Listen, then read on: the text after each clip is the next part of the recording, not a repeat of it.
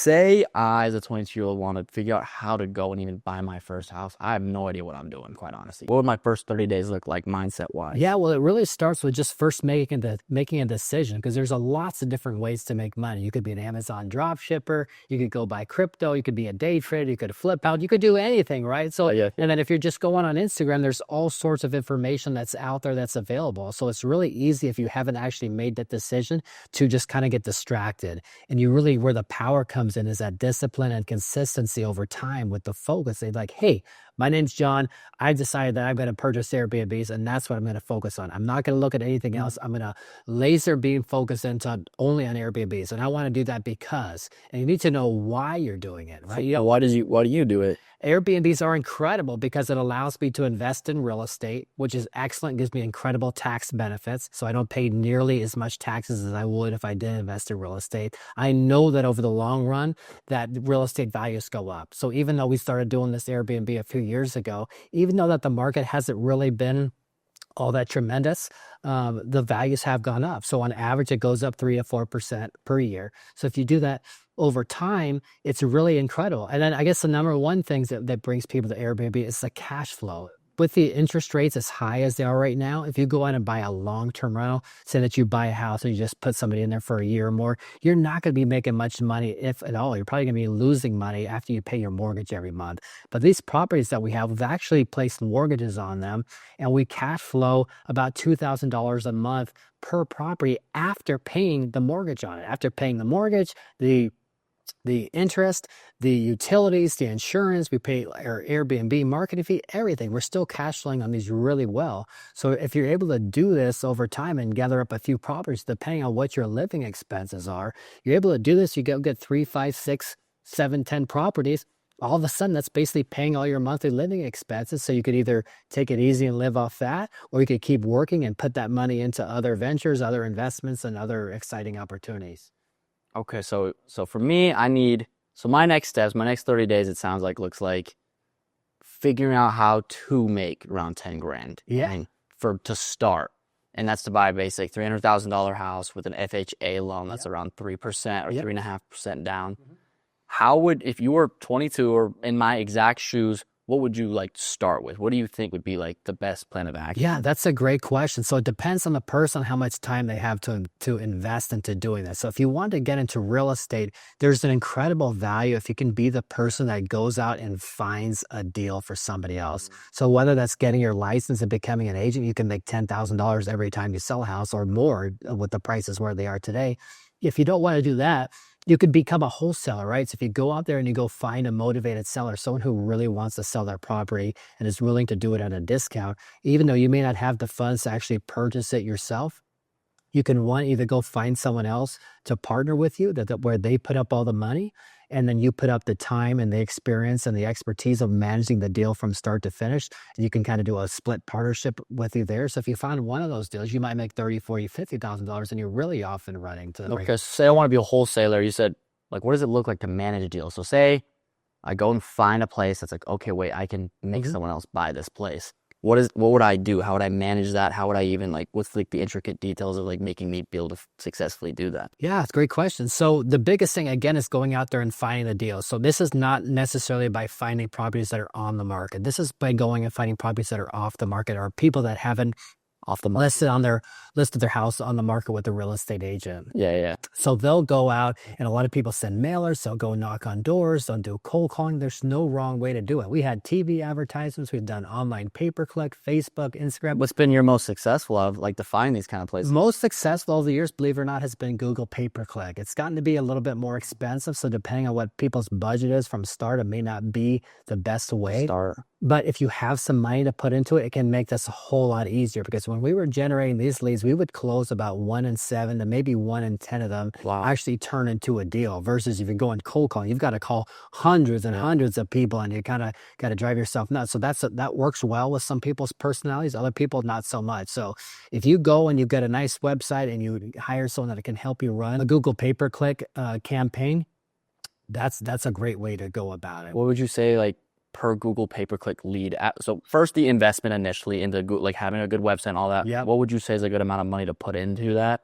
to start? Would you? So there's a website that's already really easy. It's designed for real estate investors called Carrot. So Carrot Real Estate website, and that's what we have. Our address is sellfastnv.com if anybody wants to go check it out. So it's basically already all formatted. It has everything that you need for a real estate investor website. It is set up to convert the leads as they come in, right? So you do advertising, you send them to a landing page, and that only costs, I don't know, $50 or $100 a month. Where the real cost is actually spending money on Google if you can do the advertising. I mean, I was paying at the top, I was paying $500, $600, $700 per lead. We're in a super competitive market, so it doesn't necessarily mean that. So if you're in the middle of Oklahoma or Iowa or something like that, it may not cost as much for you to do that, but it's still, you're gonna still figure at least $200 to $300 a lead anymore. $200 to $300 a lead. You would say that at least. But think of it this way: how I did it, it's like I would happily spend $500, $600 lead, because if I got 7 or 10 of them, let's just make the math simple and say it's 10 leads. If it's $500 a lead,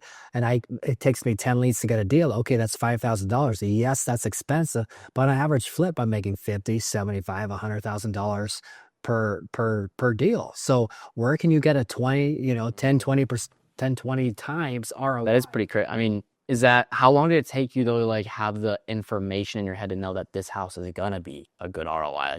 Yeah, I'll tell you, it's a lot easier now than it used to be. Yeah. Because you can go on Zillow, you can go on Realtor.com, you can go on Trulia. There's a bunch of different tools, PropStream. There's no shortage of information that's available on the internet. You could even put into ChatGPT, hey, what is this house worth?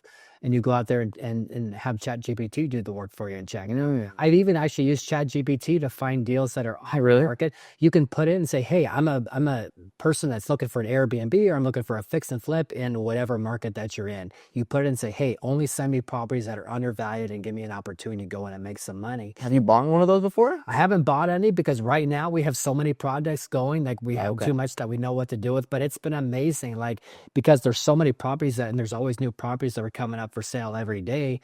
It can find properties in an instant that you had kind of would have overlooked, if you're just looking on your own. So if I want to go like the full real estate route, learning how to wholesale probably be the best option to get started before buying an Airbnb, to start doing that. It's a great way to earn some cash. Or if that's not really your thing, you could work extra hours at your job. You could drive Uber at night. There are all sorts of things. Like if you just decide that you want to go save $10,000, $20,000 and you have the discipline to stick to it, it's easy. You just gotta, it's not easy. It's simple. But then you actually have to put the work in to go and make it happen. It's simple, but it's difficult, like, to actually be disciplined through it. Because I guess 10 grand in 90 days, especially even like in this day and age, it's pretty difficult for people my age, I feel like. And that's what I've noticed with all my peers and the people around me. Now I feel more fortunate. Yep. I got more into sales stuff, so it's easier to make money. My time makes me money. It's any sales job that's tremendous. Yeah. That's just going to give you so many skills and so much education, and be so beneficial for you for the rest of your life. So if you can learn to sell, it doesn't have to be real estate. It could be anything. You go make one sale and you got a $2, $3, $5, $10, $15, $20,000 check or more, depending on what you're selling. And there you go. You're off to the races. Perfect. All right. Well, then now say, it's been 90 days. John, I made 15 grand. Let's say I got 15 grand, and that's what I'm going to put into this house. This is my first Airbnb. Where do I start now to find the Airbnb? Like, I have 15 grand in my bank account, but what do I do now? Yeah, so if you're a wholesaler, you've kind of learned how to identify your house. But let's say if you're not, or you just don't have the budget or the time to really go through there. How I would do it, there's people out there that are wholesalers, right, in every market, and they're available. So they don't necessarily want to take on the risk of actually purchasing homes, but they're like the bird dogs. They're the deal finders. They go out there and find the motivated seller, so you don't have to deal with the seller directly. And what they'll do is, let's say they go find a deal for $200,000. They're not going to sell it to you for $200,000. They'll buy it essentially, or get it on a contract from the seller for $200,000, and they may sell it to you for $220,000. Well, guess what? At $220,000, if the house is really worth $300,000, it's still a really good deal. Maybe it's not as good a deal if you would have bought it at $200,000, but you don't have to go spend money on Google or mailers or anything like that. You don't have to spend the time and energy to go deal with the seller. Just really simple. So you go and then you buy it for them for $220,000. So that wholesaler makes a spread of $20,000. But guess what? You still have an $80,000 upside, because you just bought a $220,000 house that after a little bit of work might be worth $300,000. So that's a great way to get in on an Airbnb where you're actually getting equity from day one. I'm gonna grab my notepad. I feel like I need to be writing down the steps kind of here. So revenue, yeah. So the big hump then is getting that first house, and that's kind of after you get your first one, like you can compound it pretty quickly, or start to. Yeah. So what would you say then? Say I want to buy my first Airbnb and I want to actually do that. How much money do you think I like realistically for everything done before when I could put on the Airbnb website, start renting it out or whatever?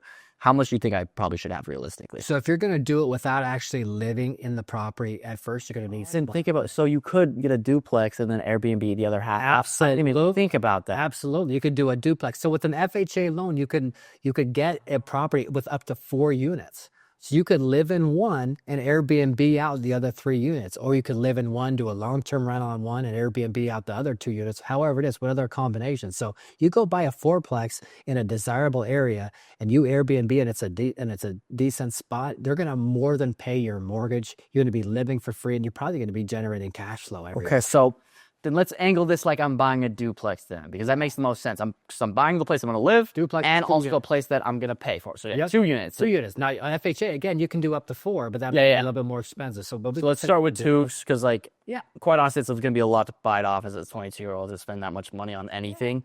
So how much do you think for a duplex should I have cash saved to invest in this? So let's say the property is $300,000. So now if you're out here on the West Coast, that might be a little bit difficult. It may not be in the best neighborhood in the world. But let's say, depending on where you're at, because you can do Airbnbs all over the country. But let's just to keep the math simple, people can adjust it. Let's do here in Las Vegas. We do here in Las Vegas. Let's say, okay, so let's say you can buy a duplex for $500,000. Okay, 500,000. So if you buy a duplex for $500,000, you get an FHA loan, okay, and you can that's 3.5% down. So 3% of 500,000 is 15. So 17.5 ish. Say 20 down payment. 17. And right now for properties, like we're able to help our clients negotiate, and the sellers are oftentimes paying the closing costs for the buyer because there's a lot more properties on the market than there was in months past. How much is before we get into the next part, how much is like the mortgage on an FHA loan? Is it, I don't know how the mortgage or how the payment works on it. I know. Yeah, so again, it's just going to depend on the actual loan amount. But if you're around 500,000, just figure about $4,000 ish around 4,000 monthly payment. Okay, so now we bought our $500,000 house. I saved up enough to buy it at 17.5 grand. So how much do you think around to furnish a duplex? Because I guess you don't need to furnish your half as well. You're not as you go. So if you're doing a smaller duplex, you could probably do it a little bit more freely for maybe about $5,000-$6,000. $5,000-$6,000. Yeah, you put a TV in there, you put some decent furniture. You can go to a consignment store and get quality furniture that's maybe not brand new. You can be kind of thrifty about it. Yep. And do it. You don't have to go shopping at Restoration Hardware. You want to get a nice furniture, but it doesn't have to be too crazy. Yeah. Okay, so 20, let me think, what am I in? I'm at 22 or 23 grand now. Yeah. $23,000 at the moment. And then other than just the furniture and the initial payment of 17,000, what else do you think? What other? Yeah, so just depending on what the deal is, like if you're buying a brand new place, it won't necessarily need any work to it. But if you're buying a fixer-upper, then hopefully you're getting a reward and some equity from the start, so it's some equity. But let's just assume for 500,000, you get a nice place where it doesn't need much work, so you don't have to put anything else into rehab. Other than that, I mean, you have your regular expenses every month. That's the one difference with Airbnb. You have to pay the utilities, right? You have to pay the electric bill, you have to pay the water, you got to give them internet. We don't provide cable TV or anything, as most people have their own Netflix or YouTube TV login, so we don't subscribe to any of that. We just have smart TVs that people can log into whatever smart that they do. So that saves $100 a month or so. Okay. So you want to be able to have some reserves in there. I wouldn't suggest doing without at least having 6 months reserves, meaning that you can cover 6 months worth of payments. So you're not sweating out if the property doesn't instantly book up right away. You're not sweating it from day one because it takes time. You want to discount your rates up front because you want to build up your review. Yeah, I don't know about you. Anytime I go look at you, where like if they don't have any reviews, like I don't care how nice it looks. There's no way my wife's gonna let us book it. That makes sense. She's like, you don't want to be the guinea pig, the first one to go check the property out. And you go check it out, and then you're renting it from a kid. You better make sure the house is pretty nice if you're gonna show up. But it's gonna be me being like, oh hey, you're living next to me for a little bit. That's right. It better be pretty run. Yeah, run. They're right there. It's scary to think about. But it's important too. I mean, to have the house like nice and clean, right? Nobody wants to come in. It's a quick way to get bad reviews. You start getting bad reviews, nobody else is going to want to stay at your place. You want to make sure it's neat, tidy, and clean. That's the number one thing. So you think so around 6 months of mortgage payments then to have on the taxes, mortgage, taxes, insurance, and regular maintenance costs. So on top of the 4,000, how much do you think the rest of it's kind of gonna add? Oh, let's say another $600-$700 a month. Okay, so we could go let's go 700. So 4,700 a month. Yeah, 4,700 expenses. Okay, so now we're kind of looking at around $53,000 after everything is said and done before I like launch, and I'm living in this place. And you're living, and I'm living there. yeah. So 53K. I also want to get, it's like, it's really important. Like, so if somebody's making $50,000 a year, yes, it's going to take a little bit more time to do it, but that's why it's also really important to really focus on your skills and developing your skills, your sales skills. So if you're making $50,000 a year, there's an opportunity to make a whole lot more money than that. If you work on your sales presentation, your skills, and you get yourself in the right opportunity, you could easily be making double that, 100, 150, 200, $250,000 or more. And all of a sudden you can save this money in a matter of months or in all these years. Yeah, that's where a lot of people trip up too, is like, hey, yes, Airbnb is great, but if you're actually going to actually purchase real estate, I would like go super hard on actually developing yourself, becoming the person who makes more money, and then all the Before even thinking about it. so much easier. Yeah, so this is something like, because I mean, I've read a lot of books and I've watched a lot of information. It's, you really do need to start gathering assets that make you income instead of spending your income on a bunch of random crap. Absolutely. And even spending your income on your bills, your basic necessity, it's very difficult to do if you're not actually saving it frugally and putting it into assets. You should be prioritizing them. So develop my skills. Realistically, any person probably can develop, I think, if they really are looking to do this, I think in around a year or two can develop enough skills and enough ability to make enough money to it's do about this. Skills. It really comes down to just that discipline and consistency. You can go onto YouTube. I hate to say that too much because you can kind of get lost and get distracted and kind of never just always be in research mode, but go decide what you're going to go into research mode, decide what you're going to go and do, go all in on it, but then set yourself a deadline to where you're actually going to take actions, because a lot of people get caught up in that trap of just watching videos on YouTube. And really what it turns into, if you don't actually take action on it, it's just entertainment. And if you just want to be entertained, go put your feet up, eat some popcorn and go watch Netflix, right? That's a lot more fun. If you don't apply anything you learn, you're just you're just lying to yourself. You're kind of humoring yourself, saying, hey, yeah, I want to do this, and you kind of makes yourself feel good for a while, but then all of a sudden 6 months or a year have gone by and you're still watching freaking videos on YouTube. You haven't done anything. Well, you were better off just taking it easier, taking your girlfriend out for a date or whatever, and just rather than lying to yourself and telling you that you're going to do something that you're not. So I would say absolutely do it. Go do research, but then you got to go on and take that action. So it really is like less of a research. It's more of a just do it. Go find the right people and have them help you do it, like I have you to do help. That's a big thing. It really is. Yeah, because I've been doing this for 21 years. Like, so for me, I had mentors along the way, but like for anyone out there, absolutely you can do it on your own. But if you actually work with someone who's been there before, they can take that learning curve and they can shrink it down significantly. They can smooth out that roller coaster of emotions and wins and losses, right? And you can just condense 20 years into a matter of a few months. I mean, I got the step one. I know I need $53,000, and you just broke down every little piece of it to start. So I know what I have to do now. Like, you just got to go do it. I just got to do it. And then after I do it, it's pretty easy. Okay, so say we're in a perfect world. I have 53 grand. Yeah. We found the place. I definitely feel like you're doing it. I mean, I am doing it. Yeah, slowly but surely, but I do love doing it. But, so say, okay, I got 53 grand. I think personally, a year or two, I think I can make this happen. Save it. I easily save it. And I know I have you, so now I come to you. I'm like, okay, I got 53 grand, Scott. I think at around 53 grand, we can do this. What should we do now? What should we go out and we find you a property? We just go to the unfair advantage. You can just call. I know that's what I do. For people watching at home, I mean, so you just go out and find a property. You find a good deal, right? Okay. And you just start training. That's part of the training. It's like, hey, find good deals, run it on. There's different databases. I alluded to it a few minutes ago. There's AirDNA. That's one. You can put any property address. It'll tell you approximately how much it's good. AirDNA. AirDNA. Is that it's .co, .co, not .com, .co. And that's made for Airbnb. That's made Airbnb specifically for Airbnbs. You can put any address in there and just say, hey, how much will it generate in income? And it's not quite that simple because you want to verify it, because you can't just, you don't want to just go buy a property because it says it's good. You want to take a little bit deeper dive, and that's what we do with some of our students, is to make sure that they're actually going to get relatively around what they say they're going to.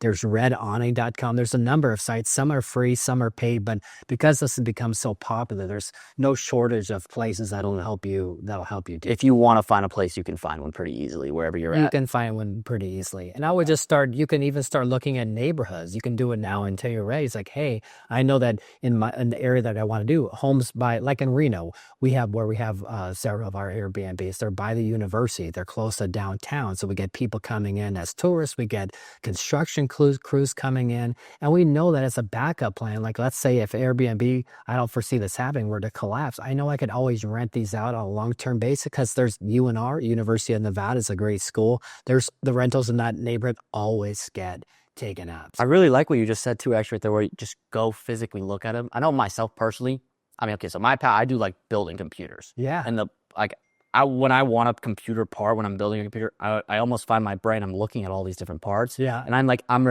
already thinking of all these creative different ways I can make enough money to get that piece or that item. Yeah. So going out and looking at houses, like, while you're in that grind mode. Yeah. Oh my gosh, I don't know why. Like, I'm already thinking of myself, looking at houses, and I'm like, holy crap, I want to go figure this out. Well, check it out. I mean, you can go in person, look at it, or you can look anywhere in the world just on Zillow. You just pull it up and you can sit in your pajamas and put the address and like, wow, shoot, if I bought that one, AirDNA says I can make $60,000 a year. And if that's not, it's AirDNA. Yeah. We're gonna be on AirDNA right after we're done with this. Yeah. Okay, so I went on AirDNA. We found the perfect Airbnb for me to buy. Yeah. Nice.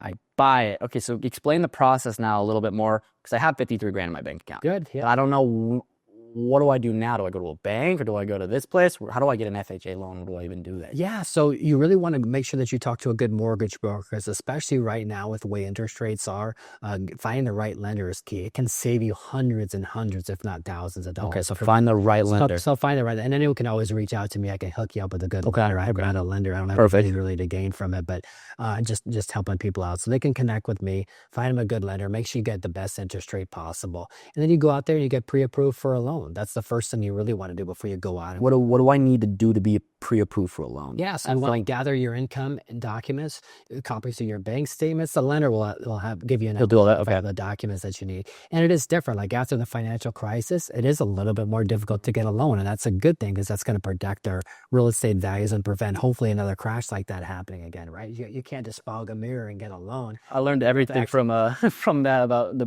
Big Short. Is that Big Short? Oh, I learned everything there's about. We don't want to go through that again. I still have PTSD from that. It was no fun. What happened to you during that? Oh, it was a very difficult time. I was a young real estate agent, kind of getting my feet wet and kind of getting going. And like all of a sudden, and especially in Nevada here, like the prices basically got slashed in half or more. So like all the sales were short sales, or basically where they were foreclosures, people lost their houses, or they owed more money on their loan than what the houses were. So you have to go through and deal with the bank for 6 months trying to convince them to take less money on the house. It was just an absolute nightmare. That's horrible. Yeah. I mean, it affected everybody. I mean, so many people filed bankruptcy, lost homes. I mean, it's just kind of crazy. Yeah, I mean, I'm happy. I mean, I lived through it, but I'm happy I didn't have to live through it fully. Yeah. And now, because obviously markets come up and down, and something like that is most likely going to happen again in some regard.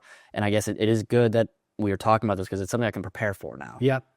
If say something like this is going to happen, I know prices are really high too. How would you say I could prepare while saving all this money up to go buy a house? How can I also prepare just in case something like this happens? Yeah, so that's where it comes back to making sure that you buy a good deal, right? It also comes back to having the reserves. I mean, a lot of people, no offense to people that work at McDonald's, they're great people. A lot of them are really hardworking, but during the financial crisis, they call them liar loans, because people working at McDonald's would say, you could just literally tell the bank, you wouldn't have to show them any pay stubs or anything. You could just tell the bank you made $500,000 there. Like, okay, well, here you go. You can go buy 5 houses. So people who really couldn't afford those payments every month, they were just counting on the fact that the property values keep going up and they could sell it. Well, you can't count on that. You have to make sure you have some reserves that you can make a payment. Let's say if a tenant moves out, or if there's a problem with the house, the air conditioning goes out and it takes a while, or a drunk driver, like we had a drunk driver drive through one of our properties. What?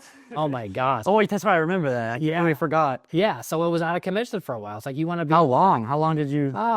We thought that was going to be a quick and easy one. It took 4 or 5 months for the whole thing to get done. So you're not collecting any rent during that time. Wow. So you got to be prepared for that. Not to say it's going to happen every time we're painting a bad picture. Something can happen. I like to sleep at night, right? So if you've got some cash reserves in the bank, you're going to feel a lot better about it. So say a financial crisis does happen. Yeah. What would you say that would bring would Airbnb rates get cut in half as well if house prices get cut in half, or would you say it'd be kind of little less. It's more in line with what the economy is doing. So it's Okay. kind of in line with what hotel prices are at. So I really have. Oh, I didn't think about it like I that. mean, yeah, because people either decide they either want to stay at Airbnb now or they want to stay at a hotel, right? A lot of people just choose to stay with us because they have multiple bedrooms. It costs a lot less than it does to go get 4 or 5 rooms at a hotel than it is to get one Airbnb with us. They can cook, they can save money that way. And the market that we're in is in a market where people come to, but it's not like incredibly expensive to get there. Like we get a lot of our visitors from Northern California. They want to come, they want to go to the concerts, they go to the casinos, they go come hang out, they want to go skiing. And that's a vacation that's relatively cheap. It's not like they're going to Hawaii or they're not going to Europe or something. Like this is a place where, God willing, like people will always want to come to because it's quick and easy. They feel like they're getting out of town. That's why I'm happy I'm in Las Vegas. I feel like there's never not going to be a person. Who doesn't want to come to Las There's Vegas? never not going to be a person come to Las Oh my Vegas. goodness. Okay, so step 2, then we found our good mortgage broker. They got us approved for a loan. We have a $500,000 loan. We're going to go put it down on the house. I mean, I'm lucky enough to have a real estate agent to help me. Yeah. But a person who doesn't have a real estate agent to help them go find, they found the house, all that bull crap.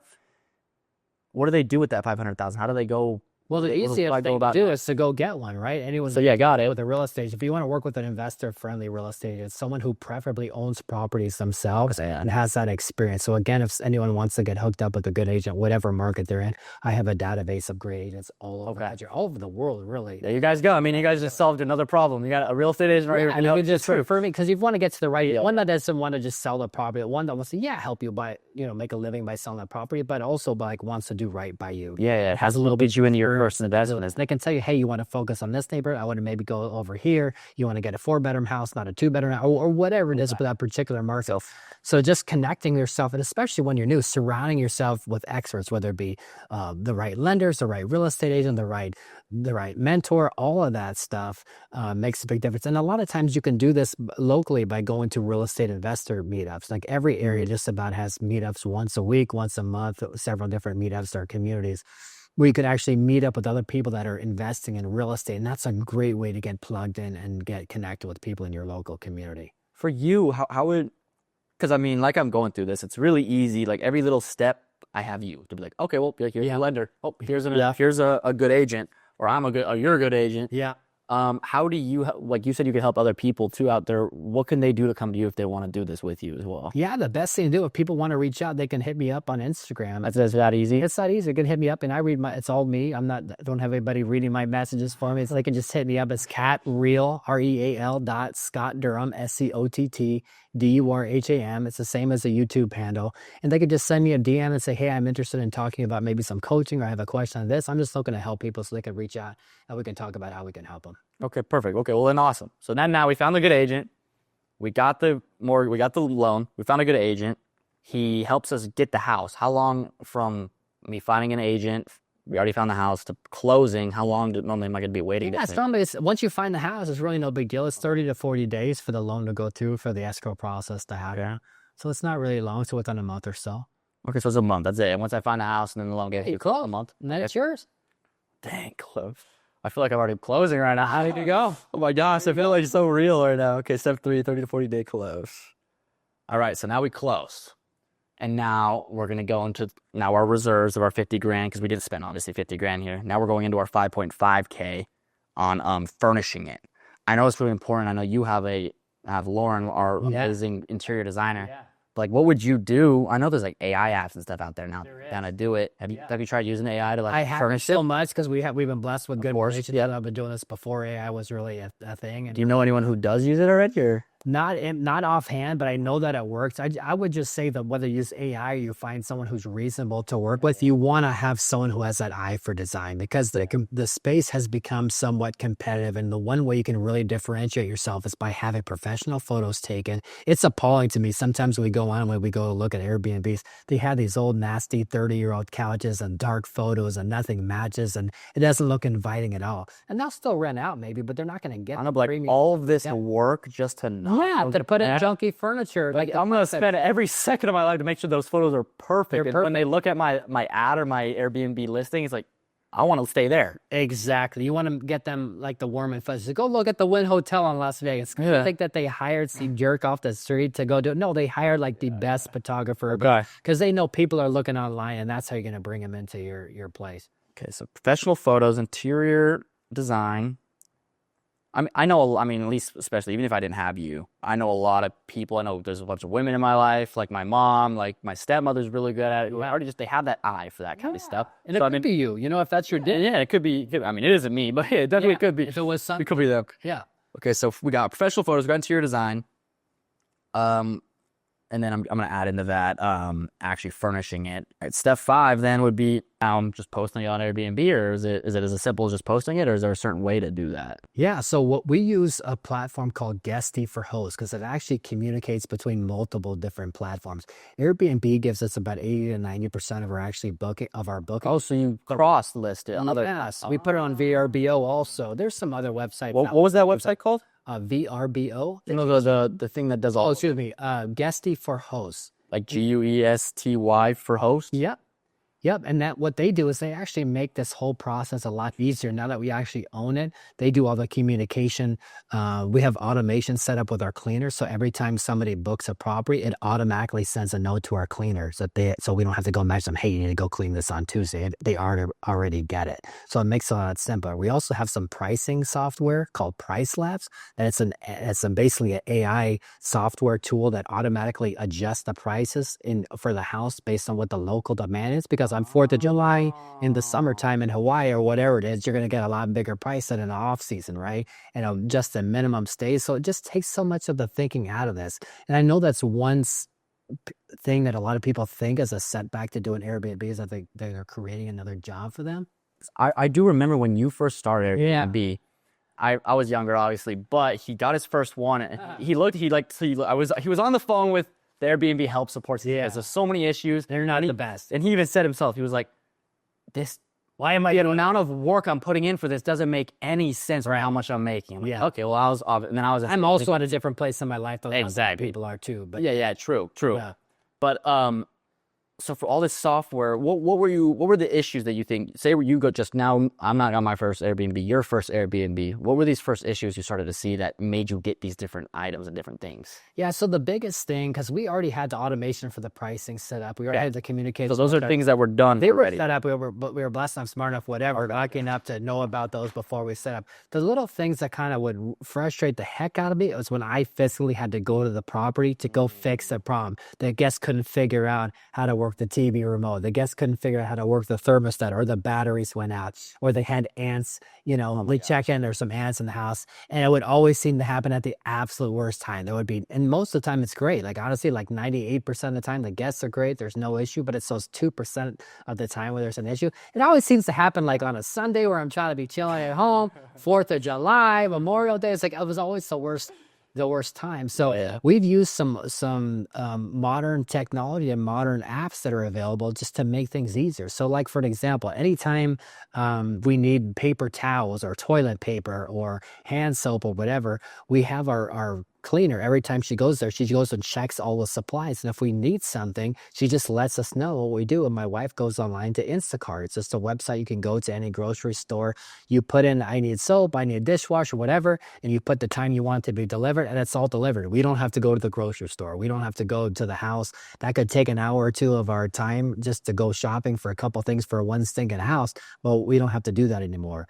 Another example is just last week, we had guests check in, and I guess the other guests were a little bit messy. Then there were some ants that came into the house. So rather than having to go and figure out what are we going to do, I literally went on to DoorDash. I ordered a bottle of Raid and had it delivered there within 30 minutes, and they sprayed the ants. They sprayed them? They didn't care? They didn't care. They were happy to do it. It was no big deal. Wow, okay. Yeah. Okay, yeah. So there's ways to do this to make your life simpler where you're not the one that's having to go do all that stuff. And what does Instacart cost you to do that? It's another $5, $10. It's sure worth doing that versus waiting Sounds like it's amazing. a day to go and drive yourself nuts and wish you never got into business to save yourself. And I mean, too, the good part about starting out as it being a duplex, you'll be right next to them. You can have all that stuff in reserve over. I mean, I guess at the same time, instead of that, then you're there.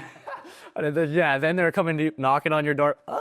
This needs to get fixed. Listen, you can set the right boundaries. They don't necessarily even have to know necessarily. I probably wouldn't even tell them that I live. Yeah, so you could. I kind of had mixed feelings about that. But no matter what, if they're messaging you, if you've got some Raid, you can just say, hey, I'm right by, and just drop it off. Or you can order Instacart just the same, depending on which. Perfect. That's a business decision that anyone can make at that point. So would you say then you probably got this because from your first one, how many do you have now? You said 3? We have 3 Airbnbs. Yep. Okay, and would you say you got them to the point now where Myron Golden says all the time, I love when he says that it's if he doesn't have to lift a finger, Yeah. which means he doesn't have to take away from his passion, whatever his passion at that time Yeah. is, pickleball, coming and hanging out with us, doing all that. Would you say your Airbnb business is at that point yet? No, to be honest, it's not fully at that point. It would take, honestly, I'd say about an hour a week of my time.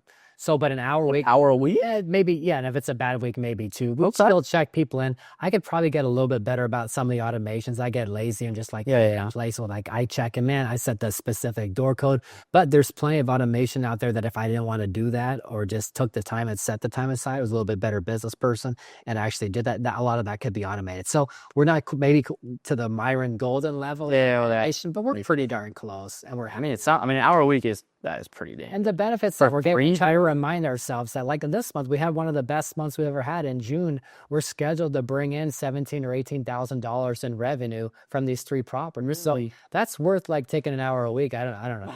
It's paying off our mortgage. That's pretty good to me. Yeah, the tenants are paying off our mortgages for us. Yep. We're getting the tax benefits. The properties are appreciating, and we're getting incredible cash flow. Like this trip, we came out here to Las Vegas. We went to Utah last week. We're going to Arizona. Like we're not using like money that I necessarily worked for. Like we're just thinking, okay, well, we got another booking for Airbnb, so I guess we'll go out to dinner. We'll go hang out. It's kind of fun to think of it that way. It is. It sounds like a video game almost to me. It's kind of like you doing it from over here in Atlanta, spend 1 hour there a day. That's like me playing a video game and then it just sitting and doing everything for me. And then I come an hour a day just to make sure I sell all my stuff or manage something. It's pretty cool. That's just it. It's really cool.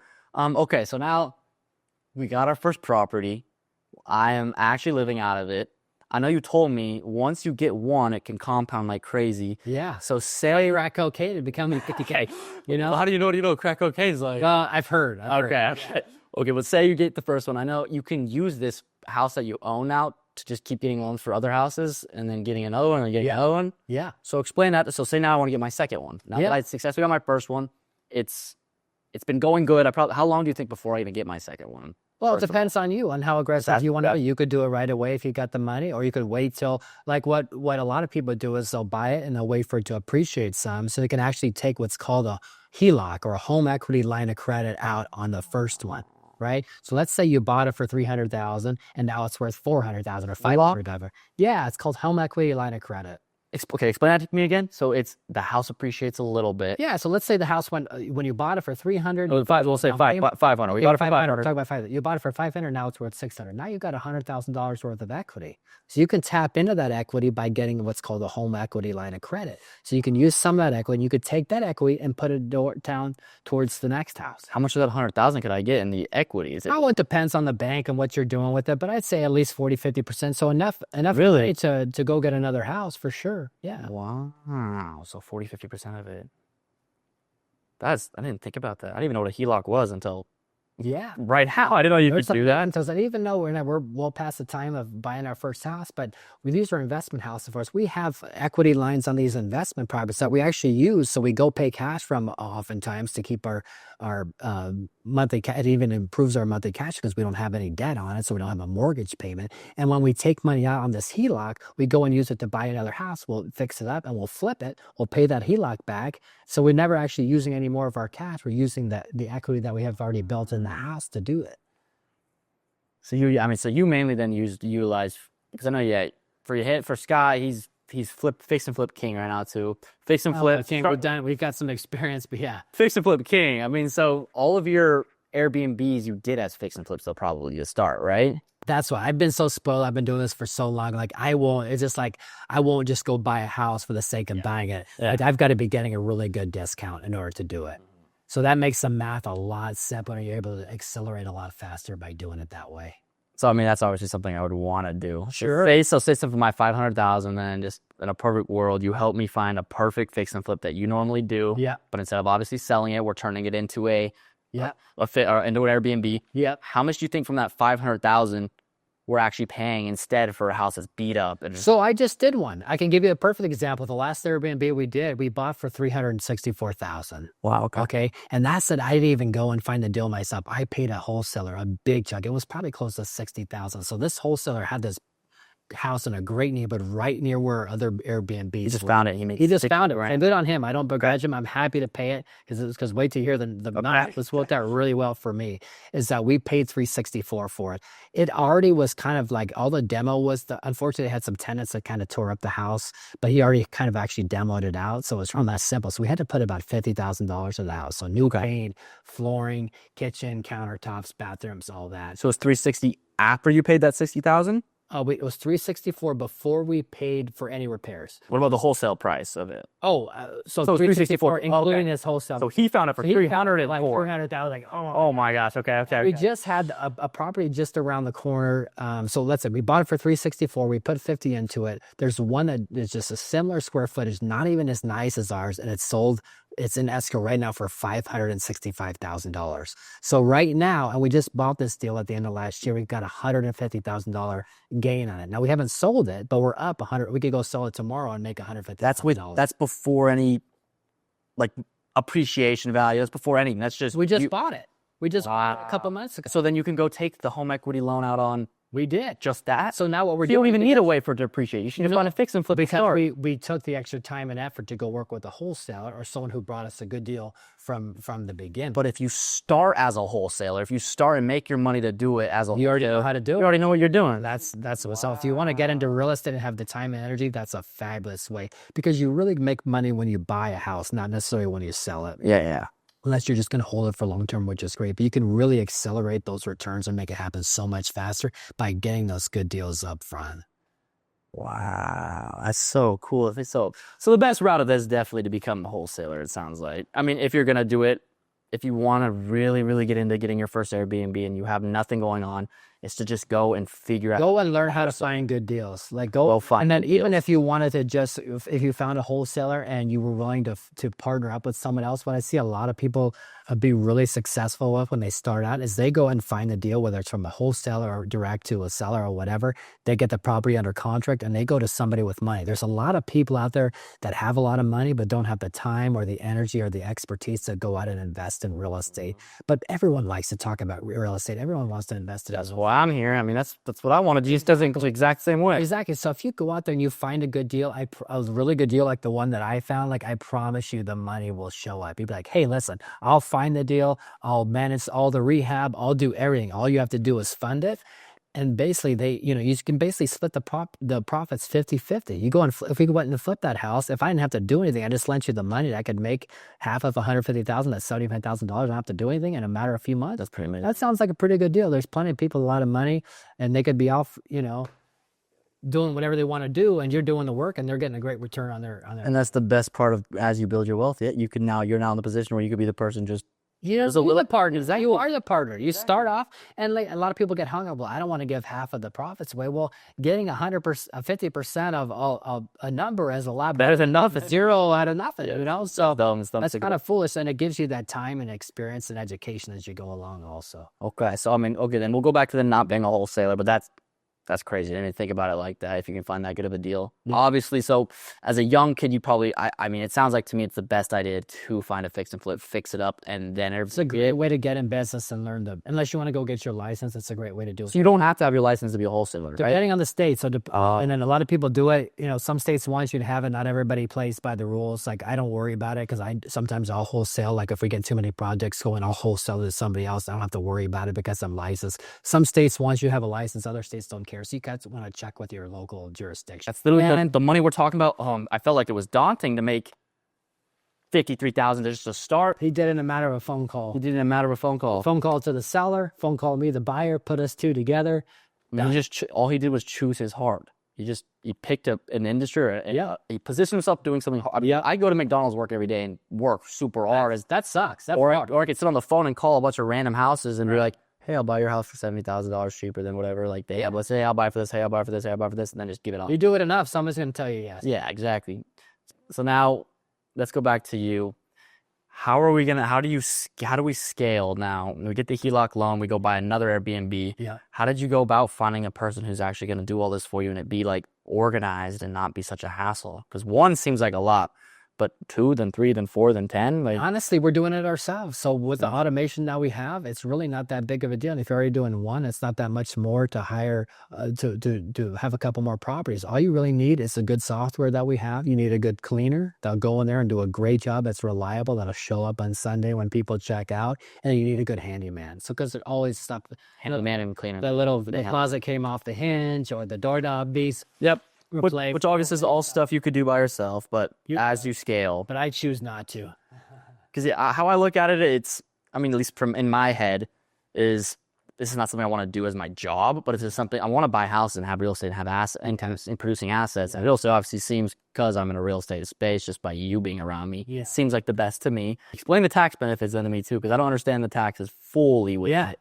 So if you're what's considered a qualified real estate investor, which means you spend a certain amount of hours per year in real estate, you can actually use, and it looks like Trump is probably trying to bring it back with this big, beautiful bill. So check on what the regulations are when you're watching this. Okay. But they brought back what's called a bonus depreciation. So anytime you buy an asset, bonus depreciation, that's a business, you can depreciate it because everything goes down in value. Like the real estate doesn't go value over time, but like the house itself does, like the feature, like the flooring inside the house, the appliances, the countertops, they only have so long of a useful life. So you're able to actually depreciate that. And what they're doing with this bonus depreciation, you're actually able to take depreciation, which is actually spread out over quite a few years. You're able to take it in 1 year. So you're able to take all these massive years of depreciation and do it all at once. So you go buy a property, and depending on how much money you make, and they bring this bonus depreciation back to 100%, a lot of people, if they buy enough properties, they're literally wiping out their entire tax bill. I remember the year that we bought our first Airbnb, we had a very, very good year, and we paid almost nothing in taxes. This is how Donald Trump, this is how like Robert Kiyosaki, this is how these big guys produce these massive amounts of wealth, because they find ways to invest their money that the government actually rewards them and reduces their tax liability. So it's the year within you buying the house. Yes. You can basically say, hey, everything crumbled and I made this much depreciation. It's going to be this depreciated at some point. But you can take it all now. But take it now instead of over the years. Yes. And then you use that money you take now, which you obviously have to be making enough money to write it off, right? Yeah. You have to be, for it to make sense. You're probably not doing this unless you're making some money anyway. Yeah, so this is money that you're giving back to the government anyways. But if you take that money you were supposed to give to the government, put it into buying another house. That's right. Because you'd have to do it within the same year. No, you don't have to buy the house this year. You want to, like, if you going to depreciate it this year, you have to buy the house that year, and you do your bonus depreciation. But you don't need to wipes out your income. You don't need to be in a rush to buy your next property. You can do it whenever it's good for you, because you're holding on to that money instead of giving it back to the IRS. So it's just I don't even have to give it back to the IRS. You don't have to give it to the IRS. Why? You hold the property, you structure it right, talk with a lawyer, talk with a CPA. But if you hold it for 2 years or longer, you can do what's called a 1031 exchange when it's time to sell it, and then you can exchange to a new property. And what we plan to do over time is that we'll have a bunch of Airbnbs. If they keep cash flowing like this, I don't know why I would ever sell them. But if we kind of want to graduate and get into hotels or larger apartment buildings, you can do that over time. And as these things appreciate in value, then you can exchange that into other types of real estate and give yourself exposure into a different. Or even like the one day where you've been building up all these little properties and you're like, I want to buy my dream house. You can 1031 exchange like 3 of these Airbnbs that have been making money, but into the place that you're going to live. These are specific. 1031 is specifically for investment. So you can't do it on something that you're going to live. So it'd have to be something that would be an investment product. There's nothing to be said for getting Airbnbs in areas that you want to spend some vacation time in. You could go get at Maui and go spend 1 week a year there or something, and then just have it be, an asset that you can go enjoy as well. That is really cool. So it really does start with getting that first house. It sounds like a floodgate opens up once you. That's right. You just got to get started. And the education that you can get by watching us on YouTube or watching all the information on YouTube is incredible. Like, I didn't have that when I first got started, and it's incredibly valuable. That being said, the education that you will get by actually doing the first property is going to far succeed any education that you could spend the next 10 years scanning on YouTube. Like, the education that you're going to get from buying that first property and actually doing it, feeling the emotions, going through and actually making it happen is going to be priceless. And even if you don't hit a home run on your first deal, and I don't even want you to necessarily hit a home run on your first deal. Most likely, make like we want. As long as you hit it, won't. want it, like connect and get to the first space. Just get on, and you're going to learn. So the next deal you're going to get is going to be a double and a triple, and then you'll get yourself in the game. Prove to yourself that you can do it for you, that it's not just some guy on YouTube. It's not for everybody else. Anyone can do this that has the discipline and the consistency to stick it out. Okay, so what I'm writing down now, for me to do tomorrow, what I've gathered from all this, if I'm going to go start this tomorrow, the first thing I'm going to do is build the skills of finding a property that is like fix and flippable. So build the skills for fix and flip, basically. And then the next thing after I do that is obviously buy the house and make some money, buy the house, fix it up, find the right people to help me fix it up, and surround myself. Buy the right house. Surround myself with the right people to buy that right house. And after I buy that right house, I'm going to take that right house. Obviously, I'm going to be living in the other one, so I'm going to move into my house. I'm going to start the other place off, and I'm going to be able to furnish that place, get a handyman, a cleaner, and get a interior designer and professional photos taken so that I can post the most high quality content on the place. So that's the next thing I'm going to do. Buy the house, do all of that. The third thing I'm going to do now, it sounds like if I'm at the point where I bought my first house, hopefully I am making quite like enough to not 1031 exchanges, but bonus depreciate it. So then I'm going to take that bonus depreciation, I'm going to write it off. Now I'm not paying taxes on all that. If I'm in sale, if I'm wholesaling or 1099. So you're tax refunding all of that money you worked so hard for to make just by learning the skills to get this place. Writing it all off, and now you have a house. You have all of the money basically you put into the house plus some or whatever because of the bonus depreciation. That's right. And now I'm taking that and figuring out how to get the next place. Right. And that's the next step. And then it's just compounding from there and seeing if this is something you like, seeing something I like. But wow, that is ridiculous. Well, let's do it then. Let's do it. Let's make it happen. I'm ready to do it. Let's start doing it. Boom. All right. Was there any other questions you have for me or anything you would advise me to now do to make sure that I actually stick to this or actually make it happen? Decide that you make sure this is something that you want to do. Decide that you're going to do it and then stick to it. There's going to be times that you feel like, maybe I should go trade crypto instead or whatever it is. If you want to trade crypto, go do it now. Don't do it 6 months from now. Get started on it. Focus on building your skills. Start building up that money and get started. Go buy a property and see if this is something that you want to do. Yep, that makes sense. Okay. Well, then I guess it's time to start building skills. Good thing I have you. I mean, that's pretty easy to build skills when you got someone who's amazing at it already. You're very kind. Okay. I got to be. Yeah, either way. But thank you, Scotty. Is there any other things you want to say? You want to say anything else? No, God bless you guys. Thanks for taking the time to listen. Again, feel free to hit me up on Instagram. Hit me up anytime. Be happy to help. We'll put the link to my Instagram profile in the comments there. And look forward to connecting with you guys. All right. Thank you, guys. And thank you for having me on so much.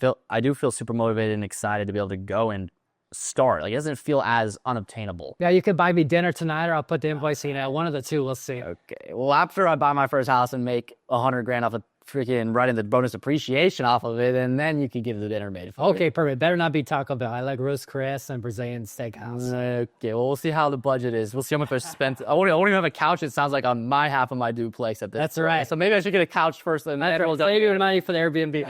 Okay, perfect. That's right. All right. Well, thank you very much, Scotty. Okay, guys, take it easy.